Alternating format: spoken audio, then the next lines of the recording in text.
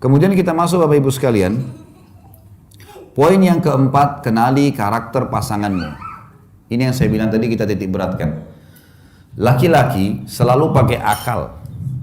Akal tuh begini, masalah, solusi. Masalah, solusi. Perempuan pakai perasaan. Perasaan itu direnungin dulu, baru solusi. Saya kasih contoh gini. Bapak-bapak di sini tentu bisa difikirkan dan saya yakin kita sejalan. Misal kita masuk ke toko baju, kemudian bapak-bapak lihat baju A, ini baju nih, bagus. Tanya masnya, mas ada ini gak? Ada. Baik, warna putih, warna putih. Begitu kita tanya, di gudang, habis stoknya. Kira-kira bapak-bapak di sini terima atau enggak? Hah? Terima nggak kalau misalnya orang masnya bilang, tokonya sudah nggak ada stoknya mas? Kita terima ya? Terima nggak? Mana suaranya orang Bali nih? Saya tanya bapak-bapak dulu, ibu-ibu jangan jawab dulu. Sebentar ibu-ibu.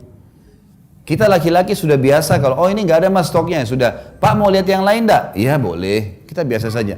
Tapi kalau ibu-ibu, sekarang ibu-ibu beli baju, cocok warnanya. Pas lihat ukurannya nggak ada.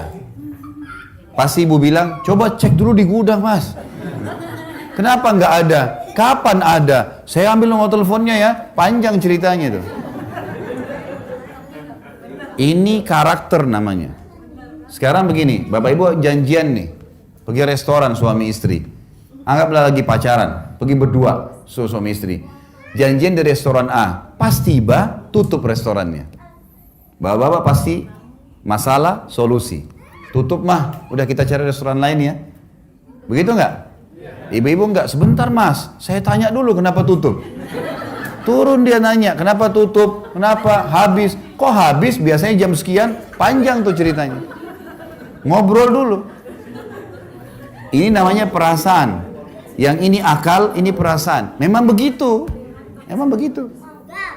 Jadi makanya kalau ibu-ibu bisa dengan perasaannya, kalau tidak dapat barang yang dia inginkan, bisa 2 hari kepikiran. Bapak-bapak sudah lupa. Contoh yang lain. Kalau misalnya ada 2 orang suami istri lagi bertengkar. Ini ribut-ributan di SMS. Saya biasa begitu. Sebelum saya pernah ditelepon suami istri sampai saya pusing juga dengarnya. Telepon saya, ini Ustaz. So, over-overan nomor telepon. Ini apa ini? Saya tutup teleponnya langsung gitu.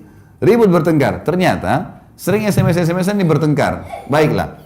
Bapak ibu sekarang kalau ada orang yang bertengkar suami istri, kemudian saling marah-marahin di SMS.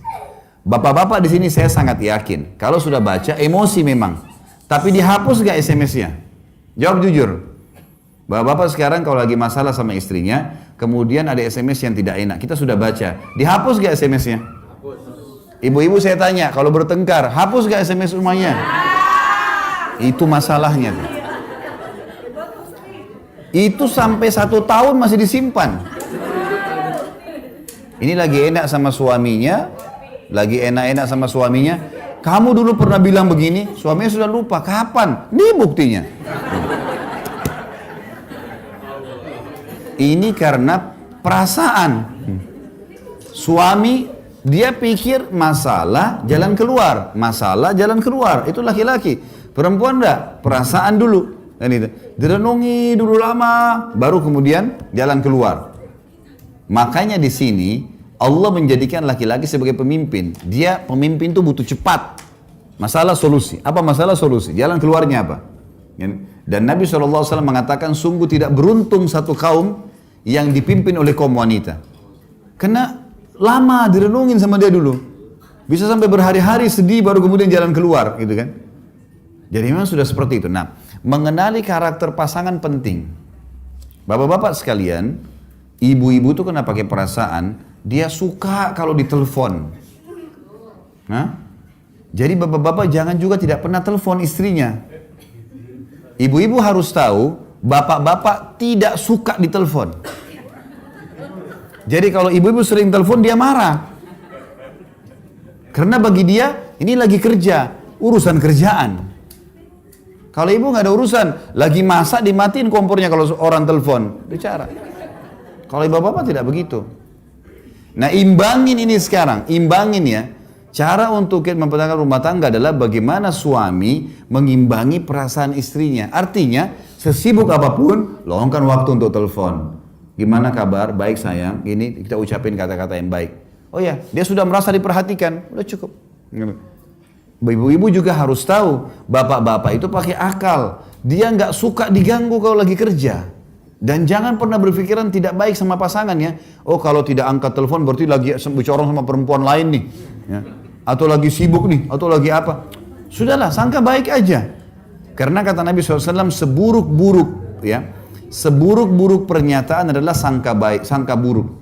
Seburuk-buruk, sedusta-dusta perkataan adalah sangka buruk. Gak bisa, kita disuruh sangka baik. Sampai kata Nabi SAW, iltamis li akhika udra. Cari alasan baik untuk saudaramu muslim. Pernah ada sahabat, janjian sama sahabat yang lain. Kemudian sahabat ini rupanya terlambat nih. Yang satu nih yang nunggu sudah gelisah. Kata Nabi SAW, kenapa? Ya Rasulullah janjian, belum datang. Kata Nabi SAW, carikan alasan posesif untuk saudaramu. Mungkin macet, mungkin telat, mungkin sakit, mungkin banyak, cari alasan. Harusnya begitu. Jadi kalau ada, kita telepon, pasangan gak angkat, oh mungkin dia masih sibuk. Sudahlah, baca Al-Quran, berzikir, cari aktivitas. Jangan sangka buruk.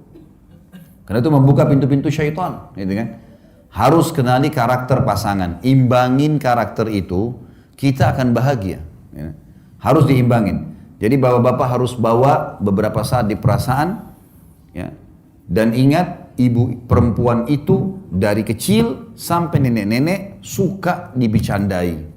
Ya. Misal gini, Umar bin Khattab bilang apa? Kami kalau di luar rumah kami seperti singa yang sedang mencari mangsa. Di luar rumah, sholat, antar jenazah, jihad, laki-laki, jantan. Tapi kalau kami pulang ke rumah kami seperti anak kecil. Bapak-bapak harus pulang rumah, udah lain ceritanya di rumah ini. Buang semua itu utang, pekerjaan di luar rumah, sekarang urusan bercanda sama istri. Lupain semuanya, gitu kan. Sampai Umar mengatakan, kami kalau pulang rumah kami seperti anak kecil. Emang sudah begitu, harusnya. Sampai kata Nabi SAW, 3 hal yang tidak masuk hal sia-sia. Seseorang yang berjihad di jalan Allah atau mengurus kuda jihadnya, ya. Seseorang yang mencari nafkah jalan Allah dan suami istri yang sedang bercanda. Biarpun berjam-jam itu enggak sia-sia, pahala di sisi Allah. Saking pentingnya bercumbuan, bercanda, saling menghibur dalam Islam itu dibolehkan. Tidak masuk hal sia-sia. Ini penting di garis bawah ya. Makanya harus diketahui teman-teman sekalian tentang masalah ini. Jadi kenali karakter pasangan, kita akan bahagia.